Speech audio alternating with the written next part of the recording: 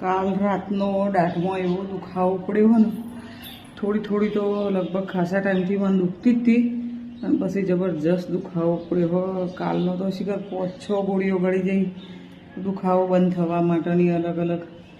તો દુખાવો બંધ થતો નહીં. કાલનું તો ખાધું નહીં, ખાલી એટલું દૂધ પીધું હોય. હવે આજ જવું દવાખાને. ખેંચવાનું કે તો ખેંચાઈ નાખું ને કે પછી સાફ કરાવું. મને તો એવી બીક લાગે ને દાઢ ખેંચાઈ નહીં તો.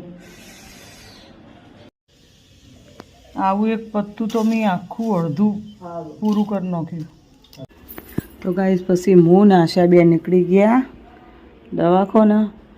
અને દવાખાના જઈને જુઓ ડૉક્ટરે મારી તપાસ કરી દાઢની, કેટલો સડો પડ્યો, શું થયું તપાસ કરી અને પછી ફોટો પાડ્યો. ફોટો પાડીને પછી ફોટામાં સડો વધારે પડતો આવ્યો. તો પછી ત્યાંથી દવા ચાલુ કરી. ભાઈ ઓહો હો બૂમો પડાવી દીધી હો.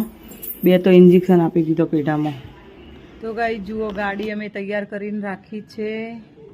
દવાખાનાથી આવી ઘેર જમવાનું બનાવ્યું, કચરો વાળ્યો, પોતા કર્યા, બધું વ્યવસ્થિત અંદર ગોઠવી દીધું. બા ઘરે જ છે પૂરીને બે.